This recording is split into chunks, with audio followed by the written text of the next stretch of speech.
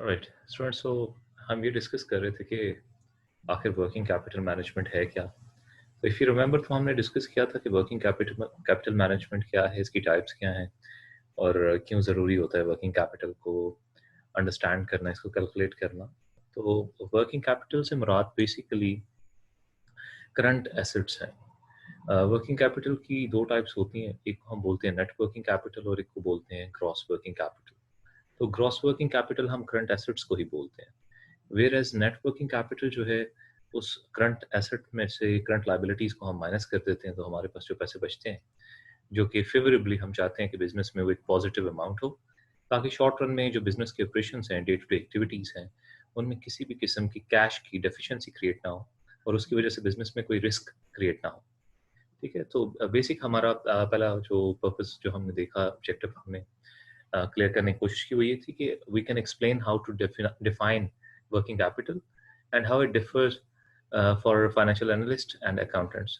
तो financial analyst जो हैं, they are mostly concerned with the management of current assets. They cannot always, calculate, or they don't feel it feasible that why should they always calculate the current ratio and keep it calculating all the time, because it is always changing.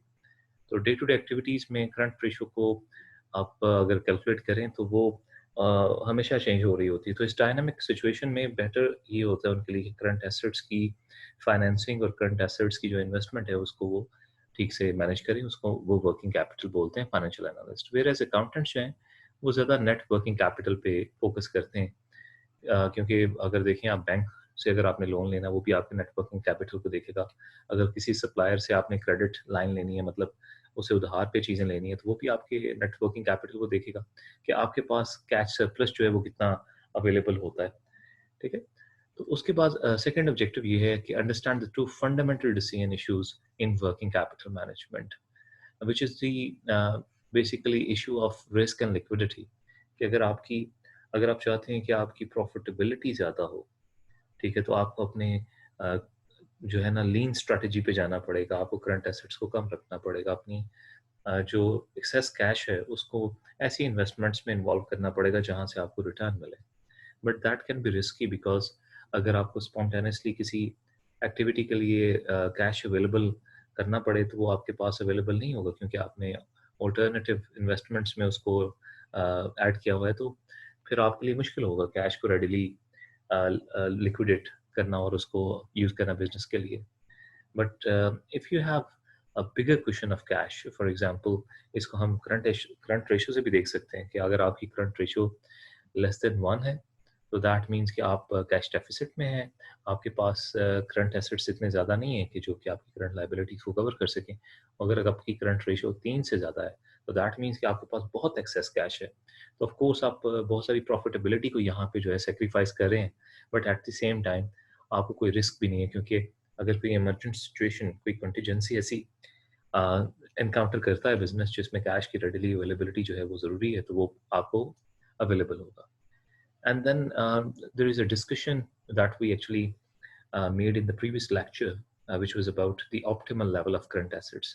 And here we actually discussed three policies.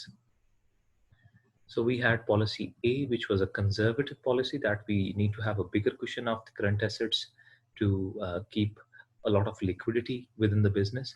And then we had an aggressive policy C, where we have very lean current assets as compared to our current liabilities.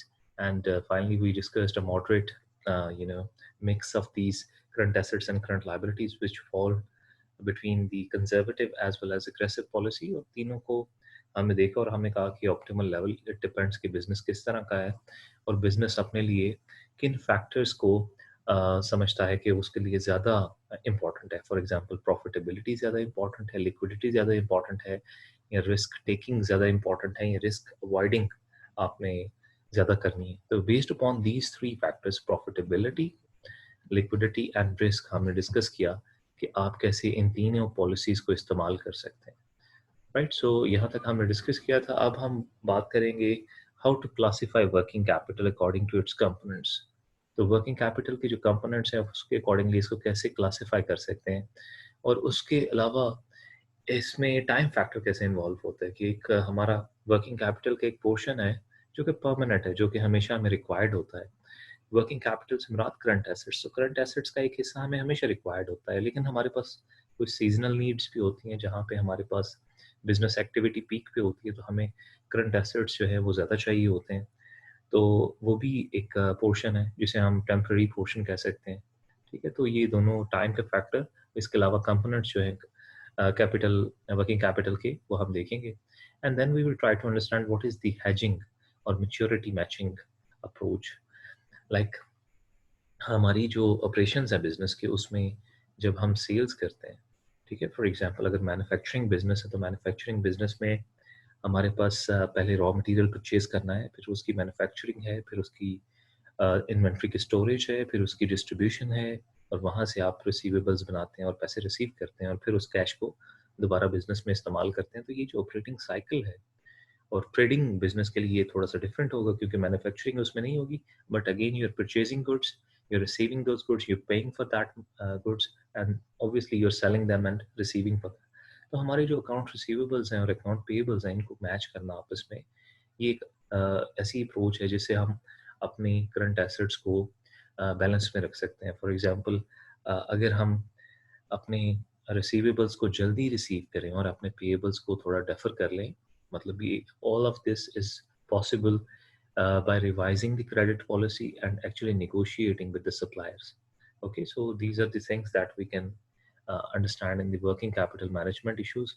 And then what are the advantages and disadvantages of short term as well as long term financing? कि short run में financing अगर हम करें तो उसके advantages क्या होंगे, disadvantages क्या होंगे, long run में करेंगे तो उसके फायदा क्या होगा, नुकसान क्या होगा। जैसे देखें, शॉर्ट रन में अक्सर, and this is most probably, exceptions आ सकती हैं इसमें, लेकिन शॉर्ट रन में इंटरेस्ट रेट अक्सर लोअर होते हैं और लॉन्गर रन में क्योंकि मेच्योरिटी इशू इन्वॉल्व होता है, जितनी किसी भी फाइनेंशियल ट्रांजैक्शन में मेच्योरिटी जितनी बड़ी होती है उतना इंटरेस्ट रेट्स बड़ा इन्वॉल्व होता है। तो मेच्योरिटी का और इंटरेस्ट रेट का एक डायरेक्ट प्रोपोर्शनल कोरिलेशन है। तो अगर आप एक लंबे अरसे के लिए लोन ले रहे हैं तो उसके लिए इंटरेस्ट भी ज़्यादा देना पड़ेगा। अगर आप शॉर्ट टर्म के लिए लोन ले रहे हैं तो उस पे इंटरेस्ट भी कम होगा। ठीक है? तो कुछ एडवांटेजेस होंगे और कुछ उसके डिसएडवांटेज होंगे, क्योंकि शॉर्ट टर्म में लोन जो आप लेंगे उसको पे भी शॉर्ट टर्म में करना है, और जो आप लॉन्ग टर्म में लेंगे ऑफ कोर्स उसको आप इंस्टॉलमेंट्स में पे करेंगे, but again that can be a burden on your financial position. And then we will explain how the financial manager combines the current assets with the current liabilities to make structured decisions. Okay, so ये चीजें हम देखेंगे। Alright, so previously discussion जो थी वो ये थी कि जो नेट वर्किंग कैपिटल जिसे हम बोलते हैं वो है current assets minus current liabilities, और जिसे हम ग्रॉस वर्किंग कैपिटल कहते हैं वो फर्म की इन्वेस्टमेंट है करंट एसेट्स में। तो gross working capital is directly your current assets and net working capital is basically current assets minus current liabilities, right. So working capital management की जब हम बात करते हैं तो ये basically administration of the firms current assets है, कि आपके करंट एसेट्स जो हैं वो कितने होने चाहिए, वो कहाँ से फाइनेंस्ड होने चाहिए, ये पैसा जो कि आपके करंट एसेट्स में है ये कहाँ से आएगा, ठीक है, और कैसे इनको मैनेज करेंगे शॉर्ट रन में और लॉन्ग रन में। तो ये वर्किंग कैपिटल मैनेजमेंट के हवाले से जो है ये हमने बात डिस्कस की थी। उसके बाद आपको याद होगा कि हमने रिटर्न ऑन इन्वेस्टमेंट और मैनेजरियल सुपरविजन और 3 पॉलिसीज हैं इनकी डिस्कशन की थी। तो ये पिछले लेक्चर में अवेलेबल है, अगर इस पे कोई क्वेश्चन हुआ तो वो आप नेक्स्ट जूम सेशन में भी डिस्कस कर सकते हैं। Right, so now we talk about classification of working capital. So when we talk about the classification of working capital, cash, marketable securities, receivables, inventories, ये इसमें शामिल हैं, ये इसके कंपोनेंट्स हैं। क्योंकि आप देखें करंट एसेट्स में आपके पास कैश होता है, और जब हम बिजनेस में कैश अकाउंट की बात करते हैं तो ये कैश भी है प्लस आपका बैंक अकाउंट भी है, क्योंकि कंपनीज के लिए बैंक अकाउंट जो है वो रेडिली अवेलेबल होता है, उसको हम कैश इक्विवेलेंट्स में ही ट्रीट करते हैं। Then you have marketable securities, मतलब ऐसे शेयर्स, ऐसे बॉन्ड्स या म्यूचुअल फंड में वो इन्वेस्टमेंट जो कि आपके पास अवेलेबल है, जिसको आप कभी भी सेकेंडरी मार्केट में जो है सेल आउट करके उसको कैश में कन्वर्ट कर सकते हैं। तो ये भी ऑलमोस्ट लिक्विड होते हैं कैश की तरह।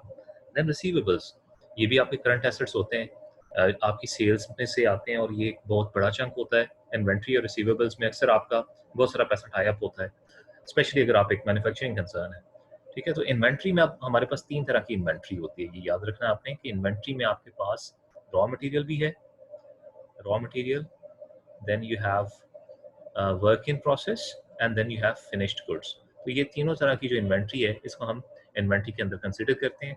तो ये वो कंपोनेंट्स हैं आपके वर्किंग कैपिटल के, जिनको आपने मैनेज करना होता है कि आखिर हमारे पास कैश कितना रखना है, हमने अपने पास कौन सा इतना एक्सेस कैश होगा जिसकी हम मार्केटेबल सिक्योरिटीज परचेज कर लेंगे, हमारे रिसीवेबल्स कितने होंगे, और इनको भी हम एस्टिमेट करते हैं कि हमारे कितने रिसीवेबल्स जनरेट होंगे हमारी सेल से। तो रेवेन्यू की जैसे फोरकास्टिंग होती है, उससे हमारे रिसीवेबल भी फोरकास्ट हो जाते हैं। ऑब्वियसली उसका एक पोर्शन ऐसा भी होता है जिसको हम बैड डेट बोलते हैं, वो रिकवरेबल नहीं होगा, उसकी भी प्रोविजन रखनी होती है हमें। एंड अगेन इन्वेंट्री जो है उसकी भी मल्टीपल टाइप्स होती हैं, तो हमने ये सारा कंसिडर करना होता है कि ये सारा पैसा कितना है टोटल हमारे पास। उसके बाद ये जो सारी की सारी चीज़ें हैं, ये डायनामिक है, ये चेंज होती रहती हैं बिजनेस में, क्योंकि आपके ऑपरेशंस जैसे जैसे ज़्यादा रेवेन्यू जनरेट करते हैं, आपकी कंडीशन और होती है। जिस टाइम पे आपका रेवेन्यू कम होता है, आपकी कंडीशन और होती है, आपके करंट एसेट्स उस तरह से होते हैं। तो there is a permanent part of the working capital and there is a temporary part of the working capital. ठीक है? अब देखें कि बिजनेस में कुछ ऐसे अखराजात होते हैं जो फिक्स्ड होते हैं।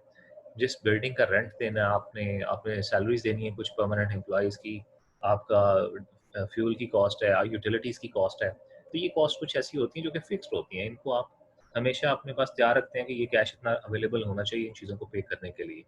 लेकिन इसके ऊपर एक टेम्परेरी पोर्शन होता है जो कि सीज़नल भी हो सकता है, और वो प्रोडक्शन के साथ भी अटैच्ड हो सकता है कि जैसे प्रोडक्शन इंक्रीज़ होगी तो आपको पैसा ज़्यादा चाहिए होगा सर्व करने के लिए ऐसी चीज़ों में। लेकिन इस सीज़नल को हम अंडरस्टैंड करेंगे थोड़ा-सा यहाँ पे कि परमानेंट करंट एसेट्स उसकी लाइन इस तरह से है कि जैसे-जैसे आपकी एक्टिविटी इंक्रीज़ होगी, आपका जो परमानेंट करंट एसेट्स का पोर्शन है वो भी इंक्रीज़ होगा। ठीक है? इसमें अपवर्ड ट्रेंडिंग है, लेकिन ये एक परमानेंट करंट एसेट का पार्ट कि इतना हिस्सा जो करंट एसेट्स का है वो आपके पास अवेलेबल होना चाहिए, इतने पैसे आपके पास अवेलेबल होने चाहिए ओवर द टाइम। लेकिन ये देखिए यहाँ पे आपके पास सीज़नल एक्टिविटी, ठीक है ना? यहाँ पे अगर आप ये नोट करें कि एक शुगर फैक्ट्री है, तो शुगर फैक्ट्री जब गन्ने की फसल आएगी तभी शुगर बनाएगी ना। तो जब गन्ने की फसल आएगी तो उसकी शुगर की प्रोडक्शन हाई हो जाएगी। ऑफ कोर्स उसके लिए उसको पैसे चाहिए, लेबर को पैसे देने हैं आपने, प्रोडक्शन एक्टिविटी इंक्रीज़ हो जाएगी, मेंटेनेंस के पैसे लगेंगे। बहुत सारी ऐसी चीज़ें जो कि डे टू डे बेसिस पे शायद नहीं हो रही थी, इस पीरियड में नहीं हो रही थी, पर्टिकुलर पॉइंट पे नहीं हो रही थी। वो यहाँ पे बिज़नेस जो है वो अपने पीक पॉइंट पे चला जाएगा। ठीक है? तो यहाँ पे आपको एडिशनल करंट एसेट्स की ज़रूरत पड़ेगी।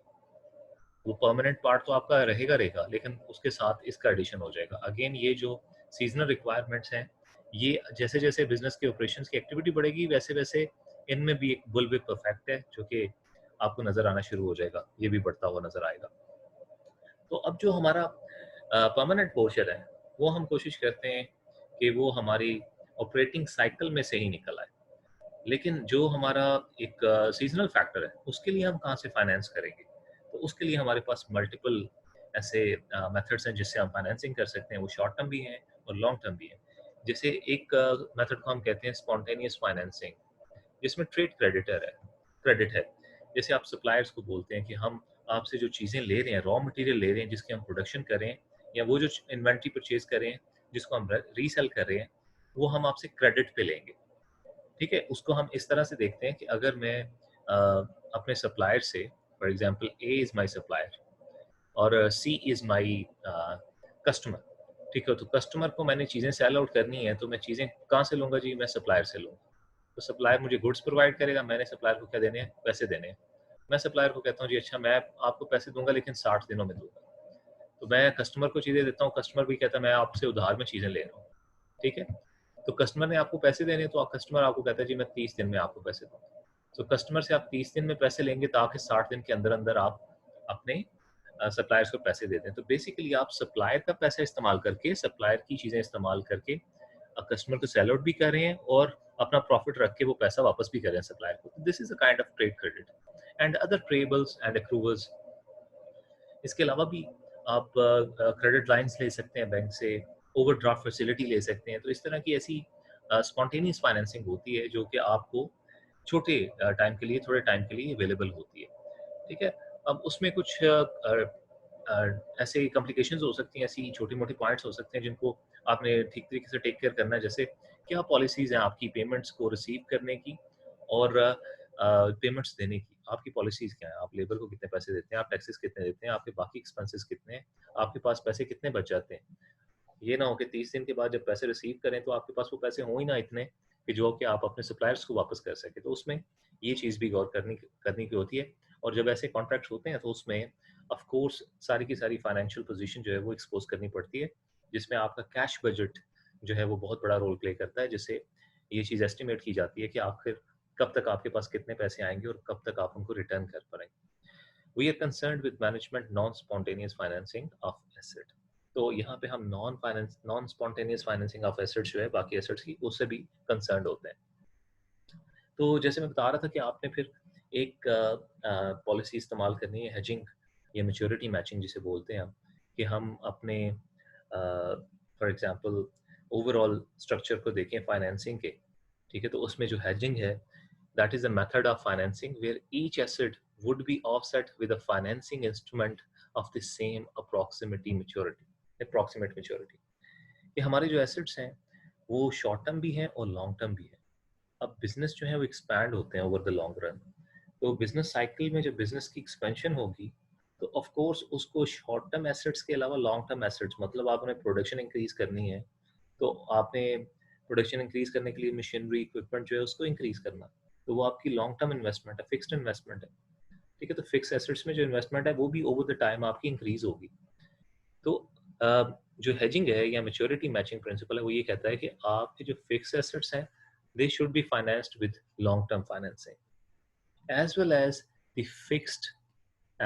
the fixed portion of your current assets।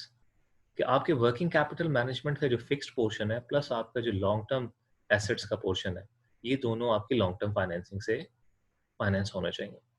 तो आपके जो सीजनल फ्लक्चुएशंस हैं उनको आप स्पॉन्टेनियस या शॉर्ट टर्म फाइनेंसिंग से फाइनेंस करें। ठीक है, इसका फ़ायदा क्या होगा कि आपके आपके पास जब पीक ऑपरेशन टाइम होगा तो आप शॉर्ट टर्म फाइनेंसिंग ले लेंगे, और जब आपके पास इस पर्टिकुलर पीरियड का रेवेन्यू रिसीव होगा तो उसी में से आप शॉर्ट टर्म लोन्स वापस कर देंगे। ठीक है, ऑन द अदर हैंड जो आपके लॉन्ग टर्म लोन्स हैं जो कि आपने लॉन्ग टर्म फाइनेंसिंग ली है अपने फिक्स एसेट्स के लिए और करंट एसेट के फिक्स्ड पोर्शन के लिए, ये लॉन्ग रन चलेगी, इसकी इंस्टॉलमेंट्स में आप पेमेंट करते रहेंगे। ठीक है, तो जितना जो आपके एसेट्स हैं वो जिस पीरियड का आपको फ़ायदा पहुंचा रहे हैं उसी पीरियड की आप फाइनेंसिंग भी लें ताकि उसी पैसे में से आप उसको रिटर्न भी कर सकें। ठीक है जी। सो यहाँ पे दो और पॉइंट्स हैं, less amount financed spontaneously by payables and accruals. Payables और अक्रूवल्स से कम स्पॉन्टेनियस फाइनेंसिंग होनी चाहिए बिकॉज ये आपकी करंट लाइबिलिटीज़ हैं और इनके ज़्यादा होने की वजह से आपकी जो वर्किंग कैपिटल है वो डिक्रीज होगा। In addition to spontaneous financing payable and accruals, यहाँ पे ये आपकी short term financing in addition to payables and accruals होगी। ठीक है, alright. So fix assets and non seasonal portion. Non seasonal portion का मतलब जो है ये फिक्स्ड पोर्शन जो है of current assets are financed with long term debt and equity. जैसे मैंने आपको बताया कि आप डेट भी ले सकते हैं और इक्विटी फाइनेंसिंग, मतलब उसके लिए फिर आपको शेयर जो है वो सेल आउट करने पड़ेंगे। लॉन्ग टर्म प्रॉफिटेबिलिटी में से वो आप रिटर्न करेंगे। ठीक है, तो लॉन्ग टर्म प्रॉफिटेबिलिटी जो है, जो ओवर द ईयर्स आपको प्रॉफिट होगा उसमें से आप पैसे निकाल के रिटेन्ड अर्निंग्स में से आप अपनी लॉन्ग टर्म फाइनेंसिंग की कॉस्ट जो है वो कवर करेंगे। जो सीजनल नीड्स हैं they are financed with short term loans, उनको शॉर्ट टर्म लोन से करेंगे। वो नॉर्मल ऑपरेशन में से जो कैश फ्लो निकलता है उसी से उस कॉस्ट को आप कवर करेंगे। तो इसको ये भी हम कहते हैं कि self liquidating nature of short term loans के। जो शॉर्ट टर्म लोन्स होते हैं वो अपने आप को खुद लिक्विडेट कर रहे होते हैं, खुद कवर कर रहे होते हैं। जैसे seasonal orders require the purchase of inventory beyond current levels, कि आप जो इन्वेंट्री परचेज करते हैं सीजनल ऑर्डर्स में वो आपकी करंट रिक्वायरमेंट से भी ज़्यादा होती है। ठीक है, तो वो आपके पास अवेलेबल होती है जिसको आप यूज़ कर सकते हैं। Increase inventory is use to meet increase demand for final product. तो जब आपकी अचानक डिमांड इंक्रीज होती है तो आप जो स्टॉक में इन्वेंट्री है उसको यूज़ करके तो फाइनल प्रोडक्ट जो है वो क्रिएट करते हैं। तो उसकी जब सेल्स करते हैं आप तो आपके पास रिसीवेबल्स क्रिएट होते हैं और उन रिसीवेबल से आप कैश रिसीव करते हैं। उसी कैश में से आप अपनी फाइनेंसिंग कॉस्ट, कौन सी वाली financing cost, seasoning seasonal short term loans जो है जो कि सीजन की एक्स्ट्रा कॉस्ट आपके पास आ रही है ना फिक्स्ड करंट एसेट्स के अलावा, जो आपके पास एक फ्लक्चुएशन आ रही है, जैसे कि आपने देखा कि ये आपके फिक्स्ड करंट एसेट्स है, उसके ऊपर ये सीजनल फ्लक्चुएशन थी, तो ये जो फाइनेंसिंग है ये उसी पैसे में से रिकवर हो जाएगी जो आपके रिसीवेबल्स होंगे। ठीक है, तो अब बात करते हैं, जैसे हमने कहा था कि एडवांटेजेस और डिसएडवांटेजेस हो सकते हैं, ट्रेड ऑफ्स हो सकते हैं, उसमें कंजर्वेटिव अप्रोच है, एग्रेसिव अप्रोच है, तो उसमें क्या बेनिफिट्स हो सकते हैं और क्या रिस्क इन्वॉल्व है। जैसे लॉन्ग टर्म फाइनेंसिंग है तो उसके क्या बेनिफिट्स हैं और क्या रिस्क है। जब आप लॉन्ग टर्म फाइनेंसिंग करते हैं तो आपको रीफाइनेंसिंग का डर नहीं होता। रीफाइनेंसिंग क्या होती है, आपने एक लोन लिया, अब जब लोन को रीपे करने का टाइम आया तो आपके पास पैसे मैच्योर नहीं हुए, आपके पास रिसीवेबल से पैसे नहीं आए, या कैश इनफ्लो जहाँ से भी आना था वो नहीं आया। तो अब क्योंकि आपने लोन तो रीपे करना है, तो फिर आप क्या करते हैं, आप रीफाइनेंसिंग करते हैं, मतलब उसी लोन को दोबारा से रीएक्टिवेट करवा लेते हैं या कोई और लोन लेके वो लोन पे करते हैं। तो दिस इज कॉल्ड रीफाइनेंसिंग। तो लॉन्ग टर्म फाइनेंसिंग में हमारी रीफाइनेंसिंग की शॉर्ट टर्म ऑब्लिगेशंस जो है उनके बारे में हमें वरी नहीं रहती, क्योंकि हम लॉन्ग लॉन्ग टर्म का लोन ले चुके होते हैं। और उसमें फिर less uncertainty regarding future interest cost है, कि अगर आपके फ्लोटिंग इंटरेस्ट रेट्स हैं लोन के साथ अटैच्ड, जैसे कि अमूमन बैंक्स में होता है कि KIBOR plus this much percentage या LIBOR plus this much percentage, तो अगर इस तरह के रेट हैं तो जो फ्यूचर इंटरेस्ट कॉस्ट है वो आपको, you are not sure about that, क्योंकि वो that totally depends upon the economic situation of the country. अगर तो इकोनॉमिक सिचुएशन जो है वो अच्छी होगी तो इंटरेस्ट रेट भी उस तरह के होंगे। ठीक है, अगर इंटरेस्ट रेट हाई होंगे तो ऑफ कोर्स आपकी फ्यूचर की इंटरेस्ट कॉस्ट इंक्रीज हो जाएगी। ठीक है, तो लेकिन एक चीज़ इसमें ये भी है कि अगर आपने ऐसा लोन ले लिया जो कि फिक्स्ड इंटरेस्ट का लोन है, जैसे कुछ लोन आप लें तो आप कहते हैं जी 8% पे, आपने एग्जाम्पल के तौर पे हम कंसिडर करते हैं कि आपने 8% पे लोन ले लिया, अब आपने 10 साल के लिए 8% पे लोन ले लिया। तो अब इसमें एक बेनिफिट भी छुपा हुआ है, वो ये है कि अगर आप देखें कि फ्यूचर में इकोनॉमिक सिचुएशन जो है वो इस तरह की होती है कि जो इंटरेस्ट है वो 12% पे चला जाता है, तो आपका लोन तो 10 साल के लिए 8% पे फिक्स है, तो अब आपको 12% पे लोन नहीं लेना पड़ेगा। तो ये जो पॉइंट है इंटरेस्ट रेट के हवाले से, इसमें बेनिफिट भी है और इसमें रिस्क भी है। रिस्क ये है कि अगर फ्लोटिंग रेट वाले आपके लोन है तो उसमें फिर जैसे जैसे इंटरेस्ट रेट चेंज होगा आपका लोन भी उस तरह से चेंज है, लेकिन अगर फिक्स रेट वाला है तो फिर आपको फ्यूचर में जो है इंटरेस्ट कॉस्ट जो है वो आपकी कम भी हो सकती है। ठीक है, again this depends upon the economic situation and what kind of policies are prevailing in the country. And कुछ रिस्क भी इन्वॉल्व है लॉन्ग टर्म फाइनेंसिंग में, जैसे borrowing more than what is necessary can be damaging, and this can be really damaging when investors they look at the financial statements of the business, because when they see that most of the business is financed from the long term financing, so they rather try to avoid investing in those kind of businesses। तो आपकी business की image भी उसमें damage हो सकती है। ठीक है, तो ये भी हो सकता है कि आप जो बोरिंग कर रहे हैं वो ओवरऑल हायर कॉस्ट पे कर रहे हैं। अगेन इंटरेस्ट रेट का पॉइंट्स, कि अगर इंटरेस्ट रेट बढ़ते हैं तो आपकी इंटरेस्ट कॉस्ट भी बढ़ेगी, तो ओवरऑल कॉस्ट हो सकता है आपको लॉन्गर रन में शॉर्ट 3-4 लोन्स शॉर्ट टर्म के लेते हैं, उससे एक लोन बड़ा जो लिया है उसकी कॉस्ट हो सकता है ज़्यादा पड़े आपको।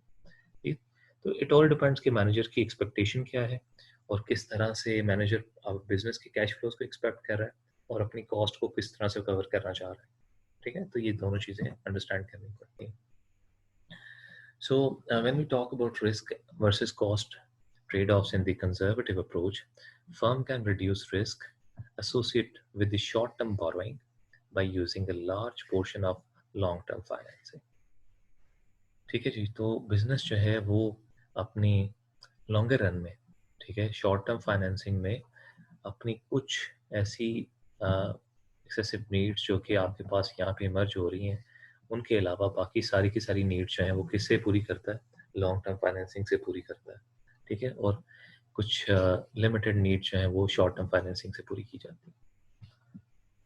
अब बात करते हैं एग्रेसिव अप्रोच की। एग्रेसिव अप्रोच जो है उसमें ज़्यादा आपका फोकस होता है शॉर्ट टर्म पे, कि शॉर्ट टर्म जो फाइनेंसिंग है उसको ज़्यादा यूज़ किया जाए। तो उसके भी शॉर्ट टर्म फाइनेंसिंग के भी कुछ बेनिफिट्स हैं और कुछ रिस्क हैं। जैसे financing long term needs with a lower interest cost than short term debt. तो अक्सर जो आपकी शॉर्ट टर्म फाइनेंसिंग होती है उस पे जो इंटरेस्ट कॉस्ट होती है वो आपकी कम होती है, क्योंकि शॉर्ट रन में मैच्योरिटी कंसर्न्स इतने ज़्यादा नहीं होते, तो लिक्विडिटी रिस्क भी इतने ज़्यादा नहीं होते, तो शॉर्ट टर्म में जो आपको लोन मिलता है उस पर इंटरेस्ट रेट अक्सर कम होता है, तो उसकी वजह से आपकी इंटरेस्ट कॉस्ट भी कम पड़ती है। तो बोरोइंग लेकिन तभी आप करनी करनी चाहिए जब आपको नेसेसरी है। इसका एक बेनिफिट ये होता है कि जब आपको ज़रूरत नहीं है, तो आपने शॉर्ट रन में जो लोन लिया हुआ था जल्दी एक्सपायर हो जाएगा, तो लॉन्ग रन के लिए आपको फ़िक्र करने की ज़रूरत नहीं है, क्योंकि आपके पास ऐसे पोर्शंस भी होंगे जहाँ पे आपका एक्सेस कैश अवेलेबल है और आपको लोन लेने की ज़रूरत नहीं पड़ रही, ठीक है? Then risks are also involved, जैसे रीफाइनेंसिंग शॉर्ट टर्म ऑब्लिगेशंस, कि अगर आप शॉर्ट टर्म में लोन लिया है और उसको रीपे नहीं कर पाए तो आपको रीफाइनेंसिंग करनी पड़ेगी, उस पे एक्स्ट्रा कॉस्ट लगेगी आपकी, ठीक है? और अगर आप फॉर एग्जांपल एक शॉर्ट रन का लोन लेते हैं और वो लोन जो है वो आपने रीपे कर दिया, अब अगली बार शॉर्ट रन में जब आपको नीड राइज होगी, तो आप जब लोन लेंगे तो नए इंटरेस्ट रेट पे लेंगे। तो अगर इंटरेस्ट रेट ज़्यादा होंगे, all depending upon the situation in the economy, तो आपको वो ज़्यादा इंटरेस्ट रेट पे ज़्यादा इंटरेस्ट कॉस्ट के साथ लोन जो है वो मिलेगा, आपकी इंटरेस्ट कॉस्ट हाई होगी। Finally, there are results that managers accept greater expected profits in exchange for taking greater risks. तो शॉर्ट रन की पॉलिसी ये है, एग्रेसिव पॉलिसी इसलिए कहते हैं क्योंकि रिस्क ज़्यादा है, इसलिए एक्सपेक्टेड प्रॉफिट्स भी ज़्यादा मैनेजर समझता है, और समझता है कि शॉर्ट रन में बोरिंग करके किसी के पैसे को इस्तेमाल करके तो आप शॉर्ट रन में जितना प्रॉफिट कमा सकते हैं वो कमा सकते हैं, क्योंकि ऑपरेटिंग साइकिल में अगर आपके पास अपनी जो शॉर्ट टर्म की फिक्स्ड ऑपरेटिंग एक्टिविटीज़ हैं, वो फाइनेंस्ड हुई हुई हैं उस पैसे से जो कि शेयर होल्डर्स का पैसा है या बिजनेस ओनर्स का पैसा है, तो जो आपकी सीजनल फ्लक्चुएशंस हैं, उनको आप लोन लेके भी फुलफिल कर सकते हैं।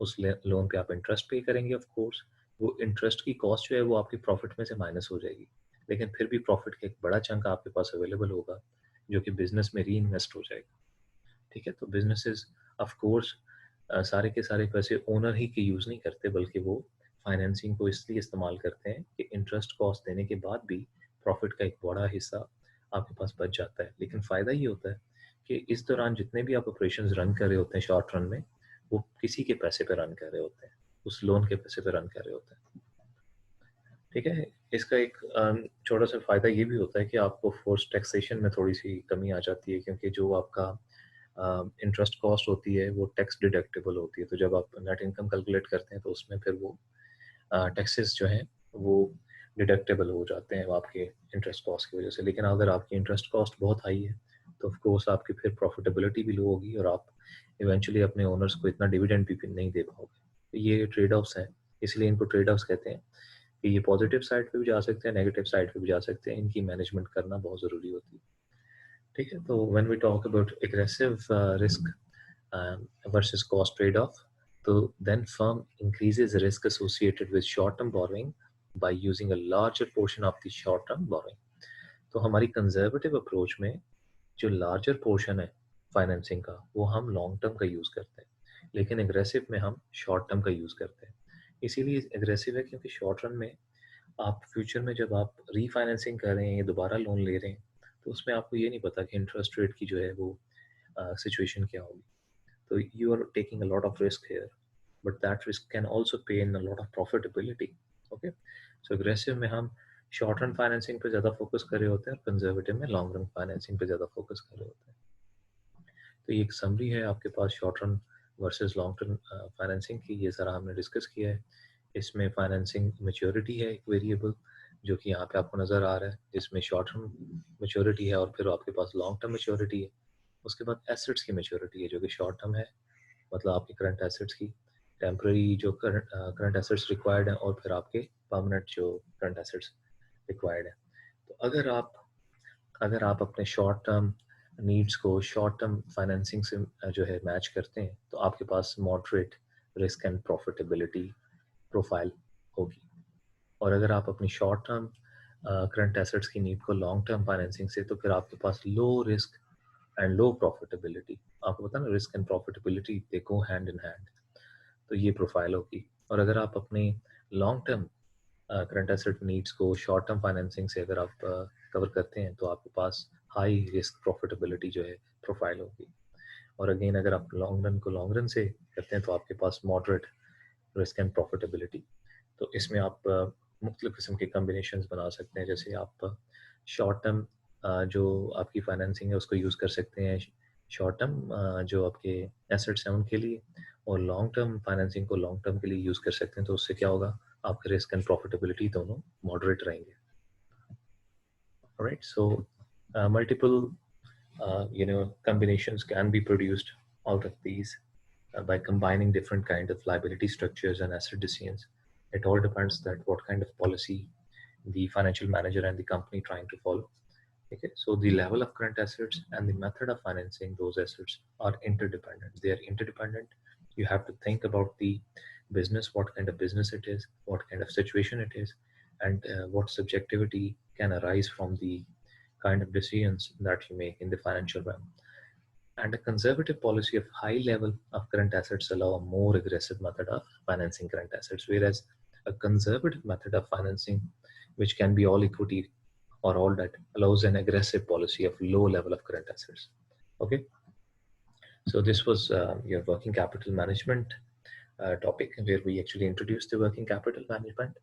We saw what are the types of the working capital management, how time can be incorporated, what is the temporary part of it, what is the permanent part of it, how can we finance the temporary as well as the seasonal part of the working capital through short-term and long-term financing, what can be the disadvantages and advantages of these different methods, right? So I would expect that you read the chapter now and try to understand the basic concepts behind these constructs. And of course, then we will go toward the exercise and we will see that how these play part in the question answer. All right. So best of luck to prepare the chapter, and inshallah we will have further assessment activities from this chapter. Thank you.